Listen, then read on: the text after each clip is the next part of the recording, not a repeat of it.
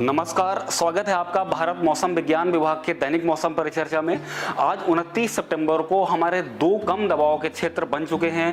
पहला कम दबाव का क्षेत्र हमारा अरब सागर के ऊपर बना हुआ है, जबकि दूसरा कम दबाव का क्षेत्र बंगाल की खाड़ी में बना हुआ है। इस दोनों कम दबाव के क्षेत्र के चलते अगले आने वाले 4 से 5 दिनों में भारत के कई राज्यों में हमें काफ़ी अच्छी बारिश देखने को मिलेगी और काफ़ी जगह हमें भारी बारिश भी देखने को मिलेगी। अगर हम अरब सागर की बात करें तो कल हमारा जो एक सर्कुलेशन बना हुआ था कर्नाटक के तटीय इलाकों के ऊपर, उसके प्रभाव में आज सुबह एक कम दबाव का क्षेत्र जो है गोवा के पास में जो हमारा पूर्व मध्य अरब सागर है वहां पे बन चुका है। और ये कम दबाव का क्षेत्र कहीं ना कहीं अगले 24 घंटों में और भी ज़्यादा इंटेंसिफाई होगा और इंटेंसिफाई होने के साथ ये उसी एरिया में अगले 48 घंटों तक बना रहेगा। वहीं पे अगर हम बंगाल की खाड़ी की बात करें तो जो हमारा साइक्लोनिक सर्कुलेशन अंडमान सी के ऊपर बना हुआ था, उस साइक्लोनिक सर्कुलेशन के प्रभाव में आज सुबह एक कम दबाव का क्षेत्र उत्तर पूर्व बंगाल की खाड़ी में भी बन चुका है और ये कम दबाव का क्षेत्र भी अगले 24 घंटों में और ज़्यादा मजबूत होगा, यानी कि इंटेंसिफाई होगा। और उसी के साथ ये कम दबाव का क्षेत्र अगले 48 घंटों के दौरान हमारा जो पश्चिम बंगाल और उड़ीसा के तट की तरफ आगे बढ़ेगा। उसी के साथ हमारा एक सीयर रेखा भी है मिडिल ट्रोपोस्फेरिक लेवल्स में, जिसको कि हम देख सकते हैं। और वहीं पे एक तमिलनाडु के तट के पास भी एक सर्कुलेशन बना हुआ है। अगर हम इस सैटेलाइट पिक्चर्स में देखें तो जो हमारा अरब सागर के ऊपर जो कम दबाव का क्षेत्र बना हुआ है, उसके प्रभाव में मुख्य रूप से जो हमारा महाराष्ट्र है या कर्नाटक के क्षेत्र या केरल के क्षेत्र, वहाँ पे अगले 3 दिनों तक काफ़ी ज़्यादा अच्छी बारिश मिलने वाली है। साथ ही में भारी बारिश भी इन सभी क्षेत्रों में मिलेगी। जबकि जो दूसरा कम दबाव का क्षेत्र बंगाल की खाड़ी में बना है, वो कहीं ना कहीं हमारा उड़ीसा और बंगाल के तट की तरफ आगे की तरफ बढ़ रहा है, जिसके चलते हमारा जो पूर्वी भारत है, मुख्य रूप से उड़ीसा, छत्तीसगढ़ और पश्चिम बंगाल में उसका प्रभाव हमें आज से ही देखने को मिलेगा। जबकि हमारा बिहार और झारखंड जैसे इलाकों में इसका असर हमें कल से देखने को मिलना चालू हो जाएगा। वहीं पर दक्षिणी प्रायद्वीप में सीयर रेखा के चलते, जो कि हमने अभी देखी है, उसके चलते अगले 2 दिनों तक काफ़ी स्थानों पे काफ़ी अच्छी बारिश देखने को मिलेगी। वहीं पे जो हमारा उत्तर पश्चिम भारत में एक बहुत ही फीबल यानी कि बहुत ही कमज़ोर पश्चिमी विक्षोभ भी है, जिसके चलते हमें जम्मू कश्मीर में, मुख्य रूप से जम्मू डिवीज़न और कश्मीर और लद्दाख के इलाकों में हमें आज बारिश देखने को मिल सकती है। बाकी हमारा पूरा का पूरा जो उत्तर पश्चिम भारत है, जैसे कि पंजाब, हरियाणा, हिमाचल प्रदेश, राजस्थान और पश्चिमी उत्तर प्रदेश, वहाँ पे कोई भी वेदर होने की संभावना नहीं है। मुख्यतः ये सारे इलाके ड्राई रहने वाले हैं और ड्राई रहने के चलते हम बोल सकते हैं कि हमारा जो उत्तर पश्चिम भारत है और उसी के साथ जो लगा हुआ पश्चिमी या मध्य भारत है, वहाँ पे अगले 2 से 3 दिनों में हमारे मानसून की वापसी भी होने की पूरी संभावना है। अगर हम पिछले 24 घंटे के ऑब्जर्व्ड वेदर की बात करें तो हमें छत्तीसगढ़ में, गोवा में मुख्य रूप से और केरल और उसी के साथ अंडमान निकोबार आइलैंड्स में भारी से अत्यधिक भारी बारिश देखने को मिली है। जबकि वहीं पे हमें त्रिपुरा में, तेलंगाना, रायलसीमा और कर्नाटक के आंतरिक हिस्से में भारी बारिश देखने को मिली है। अगर हम अंडमान निकोबार आइलैंड्स की बात करें तो अधिकतम हमें 15 सेंटीमीटर बारिश देखने को मिली है। वहीं पे केरल में भी अधिकतम 15 सेंटीमीटर और गोवा में अधिकतम 12 सेंटीमीटर हमें बारिश देखने को मिली है। अगर हम अगले 5 दिनों के मौसम के चेतावनी की बात करें तो आज 29 सितंबर को मुख्य रूप से जो हमारा गोवा का इलाका है, उससे लगा हुआ जो महाराष्ट्र के ज़िले हैं, साथ ही जो हमारा कर्नाटक के तटीय क्षेत्र है और केरल है, जिसको हमने ऑरेंज कलर से दर्शाया, वहाँ पे भारी से अत्यधिक भारी बारिश होने की पूरी संभावना है। ऑरेंज अलर्ट हमने जारी किया हुआ है। जबकि दक्षिणी प्रायद्वीप के मुख्य रूप से तमिलनाडु, कर्नाटक के आंतरिक हिस्से, रायलसीमा, आंध्र प्रदेश, तेलंगाना जैसे इलाकों में एक आध स्थान पर भारी बारिश मिल सकती है हमें। और वहीं पे पूर्वी भारत में भी उड़ीसा, छत्तीसगढ़ और पश्चिम बंगाल के एक आध क्षेत्रों में हमें भारी बारिश देखने को मिलेगी। जबकि भारी हल्की से मध्यम स्तर की बारिश इन सभी क्षेत्रों में अनेक स्थानों पे हमें आज देखने को मिल सकती है। अंडमान निकोबार आइलैंड्स में भारी से अत्यधिक भारी बारिश के साथ साथ थंडरस्टॉर्म, लाइटनिंग एक्टिविटी और हवाओं की गति लगभग 40 से 50 किलोमीटर प्रति घंटे की हमें आज देखने को मिलेगी। उत्तर पूर्वी राज्यों में मुख्य रूप से हमारा आसाम, मेघालय और त्रिपुरा जैसे इलाकों में भारी बारिश हो सकती है। कल अगर हम 30 सितंबर की बात करें तो हमारा मुख्य रूप से जो पश्चिमी तट है, महाराष्ट्र का तट, कर्नाटक का तट, केरल के इलाके और उसी के साथ जो हमारे कर्नाटक के आंतरिक हिस्से या महाराष्ट्र के भी जो घाट एरियाज हैं वहाँ पे भी भारी बारिश मिल सकती है।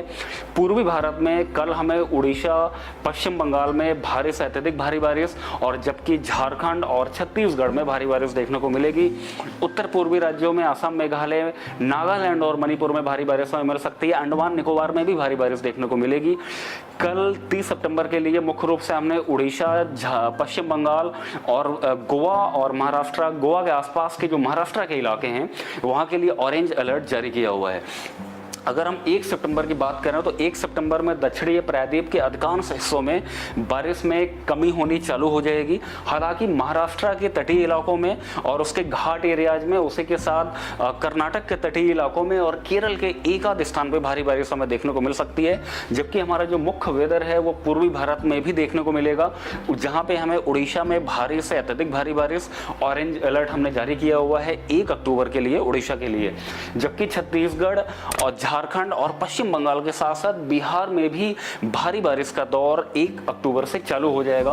अंडमान निकोबार आइलैंड्स में भारी बारिश हमें देखने को मिलती रहेगी। अगर हम 2 अक्टूबर की बात करें तो हमारा 2 अक्टूबर की, जैसा कि हमने देखा था कि जो अरब सागर वाला जो हमारा कम दबाव का क्षेत्र है वो खत्म हो चुका होगा, जिसके चलते हमारा जो पश्चिमी भारत और दक्षिणी प्रायद्वीप में कोई भी सीवियर वेदर होने की संभावना नहीं है। पूरा का पूरा जो वेदर है हमारा, और बल्कि 2 अक्टूबर को जो हमारा बंगाल की खाड़ी का कम दबाव का क्षेत्र है वो उड़ीसा या पश्चिम बंगाल के आसपास आ चुका होगा, जिसके चलते उड़ीसा में भारी से अत्यधिक भारी बारिश, जबकि छत्तीसगढ़, झारखंड और बिहार के साथ साथ सिक्किम और उत्तर पूर्वी राज्यों में हमें भारी बारिश देखने को मिलेगी। और उड़ीसा के लिए हमने ऑरेंज अलर्ट जारी किया हुआ है 2 अक्टूबर के लिए। और वहीं पे अगर हम 3 अक्टूबर की बात करें तो 3 अक्टूबर में हमें उड़ीसा, झारखंड, बिहार के साथ साथ उत्तर पूर्वी राज्यों में और सिक्किम के इलाकों में भारी बारिश हमें देखने को मिल सकती है। उत्तर पश्चिम भारत में मुख्य रूप से जो हमारा, अगर हम पूर्वी उत्तर प्रदेश के इलाकों को हटा दें जहाँ पे हल्की से मध्यम बारिश हमें एक आध स्थानों पर देखने को मिल सकती है।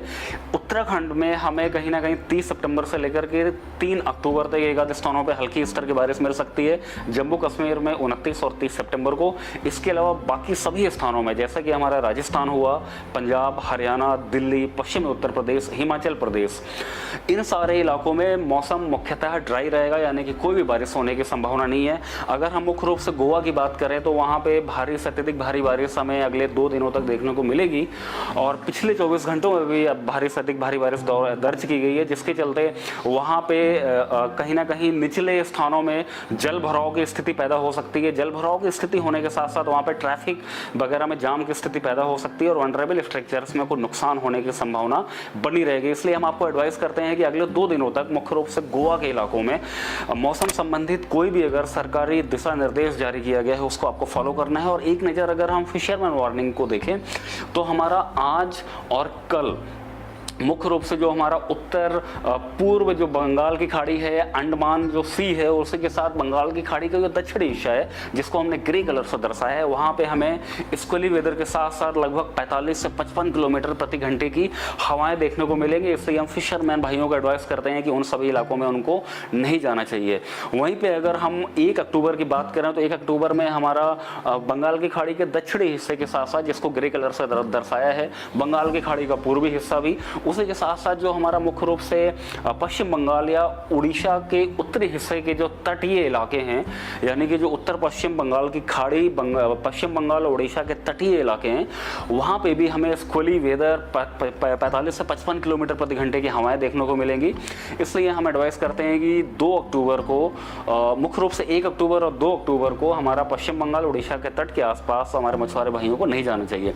अगर हम अरब सागर की बात करें तो हमें मुख्य रूप से आज, कल और परसों तीनों ही दिन महाराष्ट्र के तटीय इलाकों में, गोवा के तटीय इलाकों के साथ साथ कर्नाटक के तटीय इलाकों और उससे लगा हुआ जो अरब सागर के इलाके हैं वहाँ पे स्क्वेली वेदर, हवाओं की गति लगभग 45 से 55 किलोमीटर प्रति घंटे अगले 3 दिनों तक देखने को मिल सकती है। इसलिए हम फिशरमैन्स को एडवाइस करते हैं कि इन सभी क्षेत्रों में उनको अगले 3 दिनों तक जाने से बचना चाहिए। मौसम की और अधिक जानकारी के लिए आप IMD की वेबसाइट पर विजिट कर सकते हैं। हमारे यूट्यूब चैनल, फेसबुक पेज और ट्विटर पर भी हमें फॉलो कर सकते हैं। धन्यवाद।